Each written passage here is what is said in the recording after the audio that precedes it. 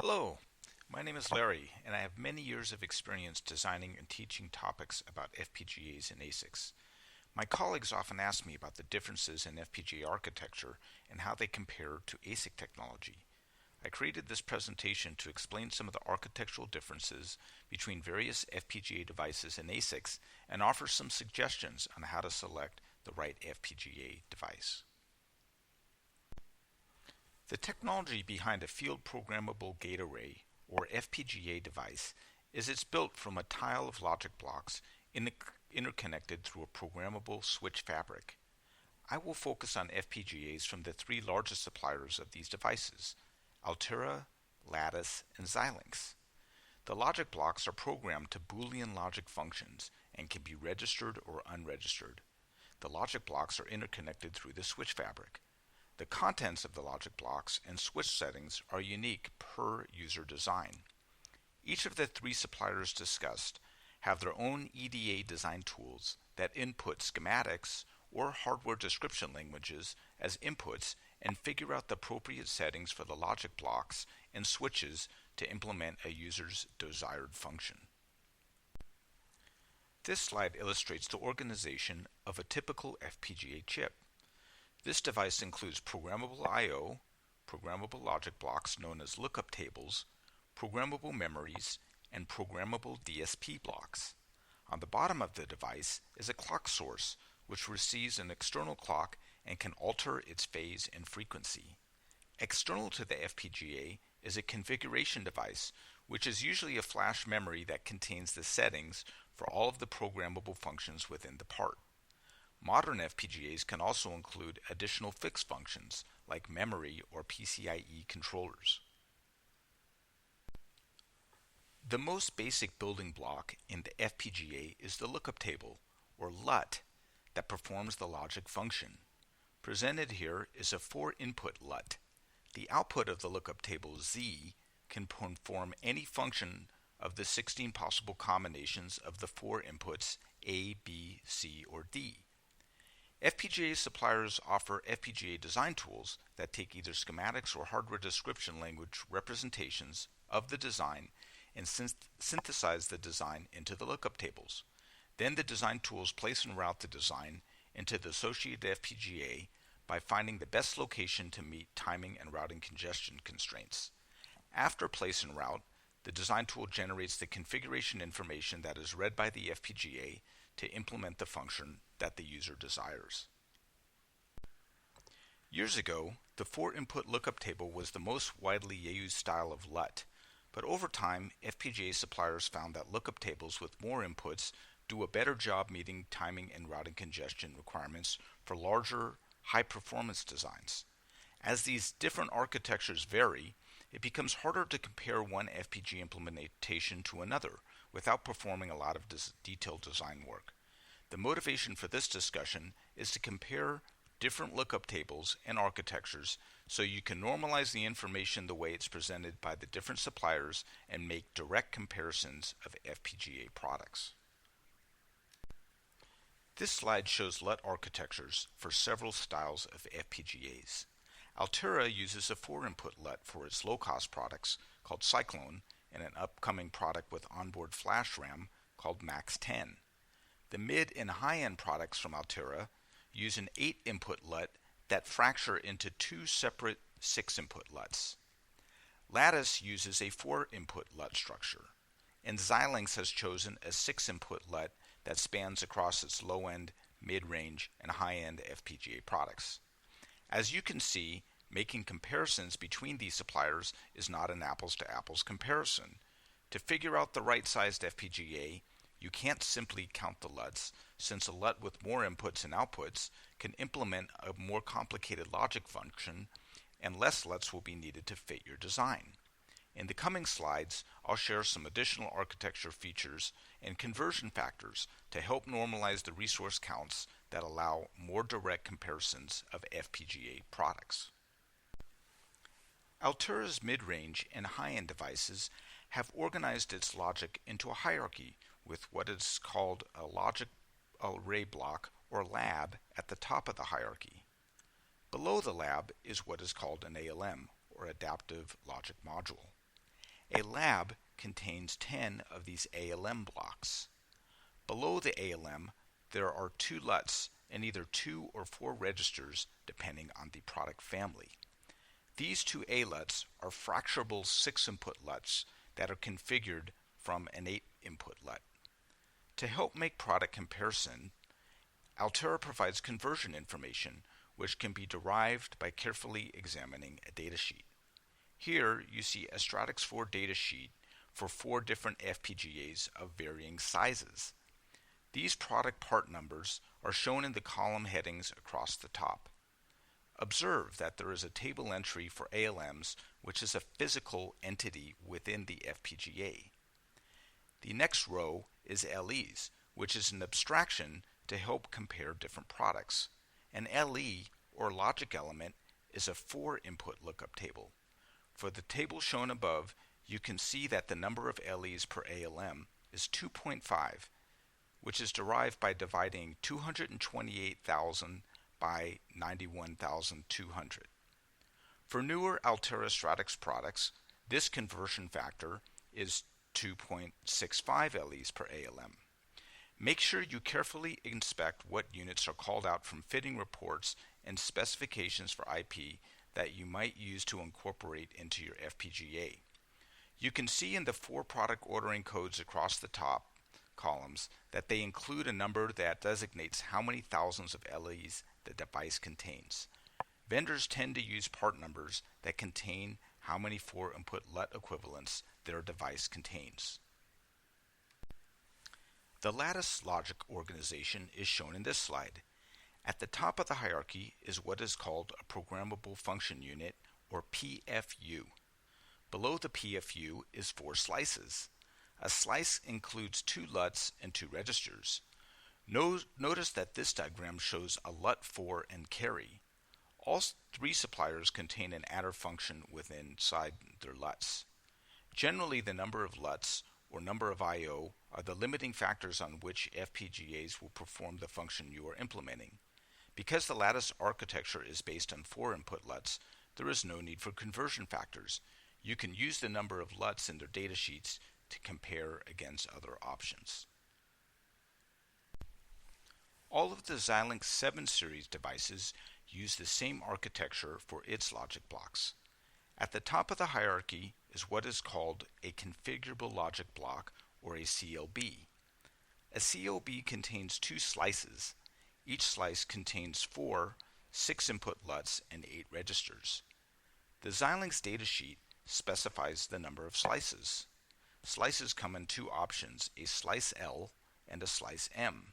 They are similar, but a slice M can be used to build small register file functions. The Xilinx part numbers contain how many thousands of 4-input LE equivalents are in their device. For instance, the 7V585T device contains 585,000 4-input lookup tables.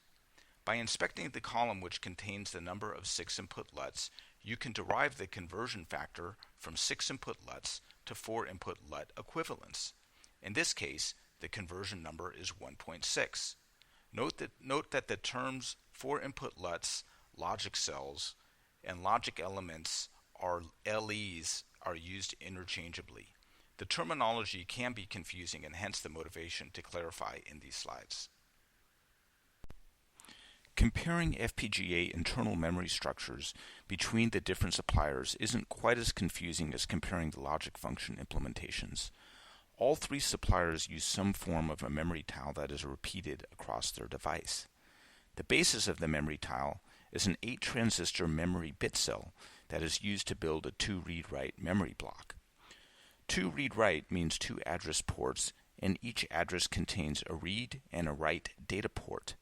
Note that a 2 read-write configuration is a superset of the ports needed for a single port RAM, a simple dual port RAM used for FIFOs, or a ROM.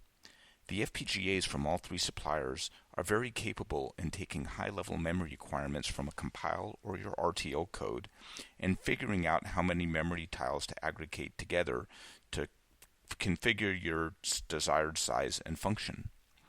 The size of the base tile is transparent to the user, since the FPGA tools automatically build wrappers around the memories to build the size that you need. When comparing FPGA suppliers, you should compare total number of kilobits per device. Here is a list of base tile size and features for each of the 3 FPGA suppliers. All 3 suppliers have a rich set of memory features. DSPs are dedicated multiplier and adder functions that are tiled throughout the FPGA. These DSP functions are excellent for fast digital signal processing algorithms and often run significantly faster than the implementation in a CPU or a GPU. Each supplier's DSP function has slightly different multiplier size, adder size, and pipelining options. Some suppliers harden floating point capability in their DSP block. The FPGA design tools can recognize DSP implementations in source code and perform efficient mappings to these functions. Generally speaking, comparing the number of multipliers offered in a device datasheet is a good means to perform a cursory benchmark between the various FPGA suppliers. FPGAs offer many intellectual property or IP blocks that come in both hard, meaning pre-built, and soft, meaning configured in the FPGA logic, memory, and DSP functions. These IP blocks come from the FPGA vendor directly or from a third-party supplier who specializes in designing IP for FPGAs. In this slide, you can see the resource counts for a 10 gigabit per second Ethernet MAC from Altera, Lattice, and Xilinx. Keep in mind, it is difficult to make an apples-to-apples comparison between the different options from the 3 suppliers. Each have their own features, so you would need to dig deeper to make sure that each IP has the features you need.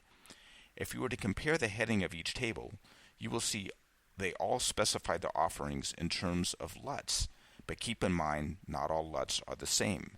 In this case, it's best to multiply the Altera and Xilinx numbers by the respective ALUT to 4-input LE multipliers to normalize the numbers to 4-input LUTs. For Altera, the 1954 combinational ALUTs is multiplied by 1.35, and for Xilinx, the 4108 LUTs is multiplied by 1.6. The Lattice device is natively built with 4-input LUTs, so no conversion is necessary.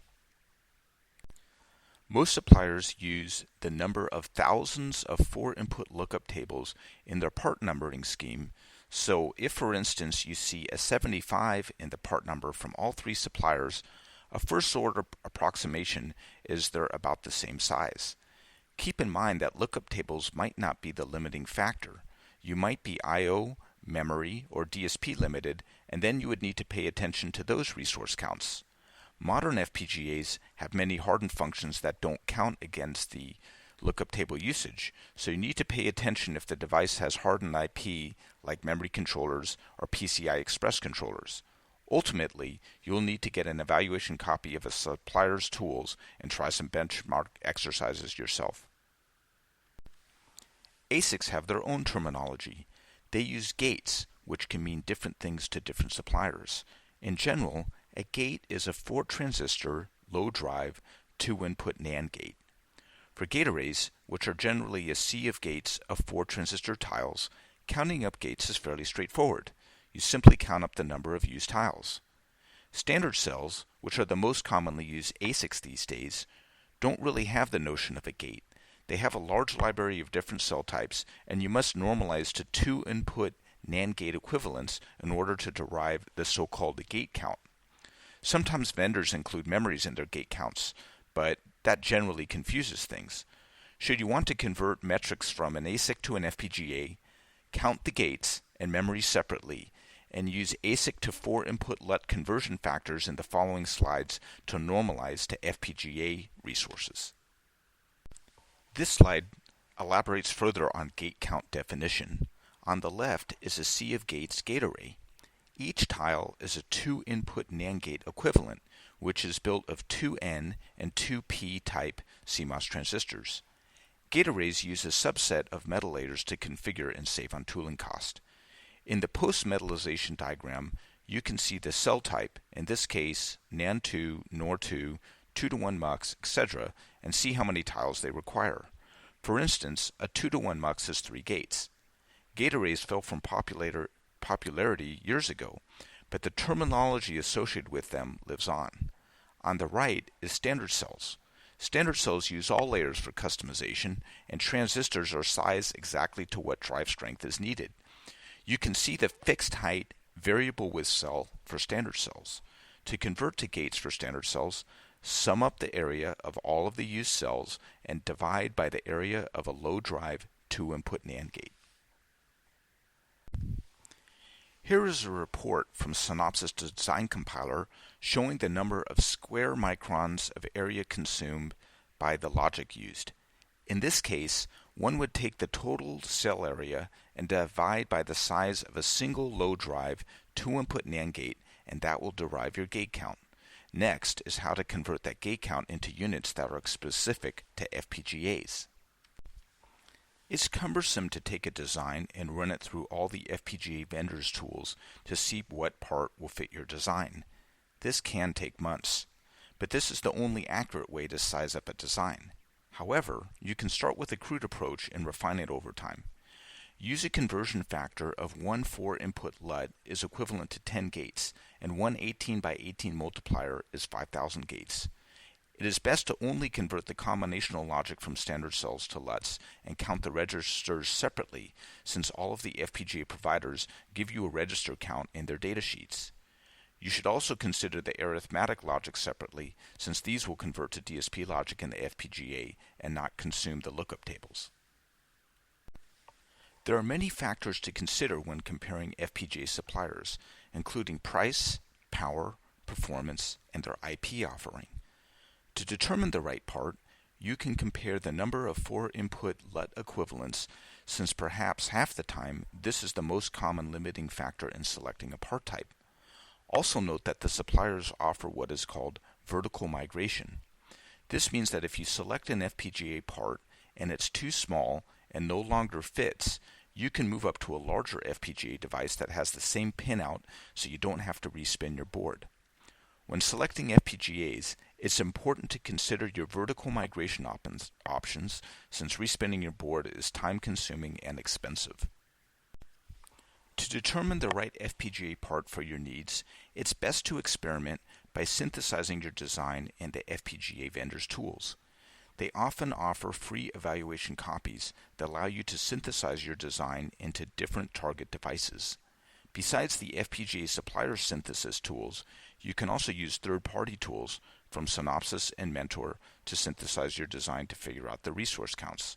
Sum up all the different resource types in your design, including logic, registers, memories, IOs, and IP. You might need to use the conversion factors discussed to get everything in normalized units of 4-input lookup tables. Then look at the product tables from the FPGA suppliers and see if they have the right part. Make sure that you have a vertical migration option to move to a larger part in case your design grows or your estimates were wrong. Best of luck on your FPGA design projects. That's it. Thanks for listening.